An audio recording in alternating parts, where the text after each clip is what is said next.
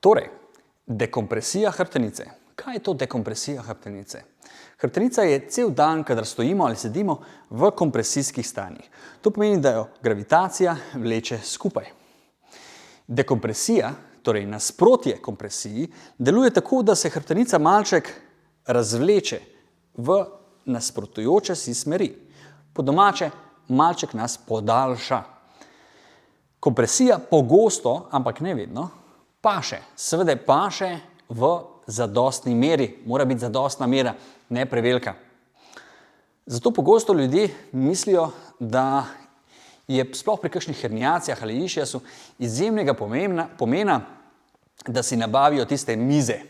To so mize za inverzijske mize, kjer se obeste in se lepo držite dol na mizi oziroma visite dol. Takšne mize niso potreben nakup. Namreč dekompresijo lahko izvedete tudi zastonj. Namreč dekompresija je vse, kar vas vleče narazen.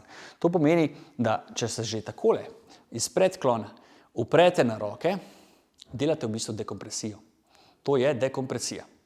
Torej, vidite, takole težo postavite na roke, sprostite trup in stisnete z rokami nad koleni in se sproste. Po domače povedano, sproste se. In vam bo pasalo, kajti to je že neke vrste dekompresija. Naslednja oblika dekompresije je zelo popularna in zelo ugodna, če imate možnost, da se kje primete. Primete kakšnega droga, kakšne vrvi in se takole po domače povedano preprosto obesite za štrik. Torej, ne se obesiti seveda tako, da si date štrik okoli, pač pa se primite za štrik. In se obesite ne tako, da boste zdaj z nogami v zraku binglali, ne rabite. Torej, ne rabite tako agresivno se raztezati. Dovolj je, da se takole malček s težo naslonite na roke. In samo malček visite. S tem, da seveda z nogami pomagate. Potem drugi načini dekompresije so tudi takšni, da uporabite mizo, klop, stol, karkoli takšnega.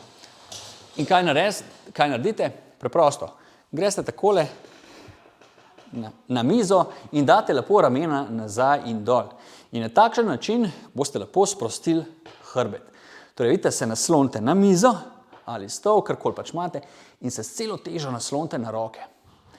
In popolnoma sprostite ledveni del.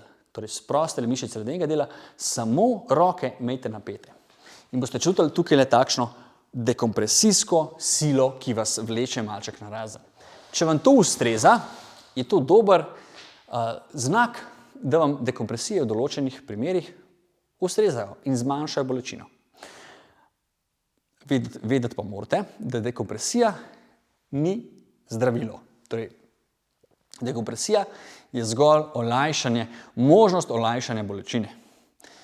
Kako pa potem gradite svojo odpornost, da se zadeva ne pojavlja in ponavlja ves čas, to pa v naslednjih korakih.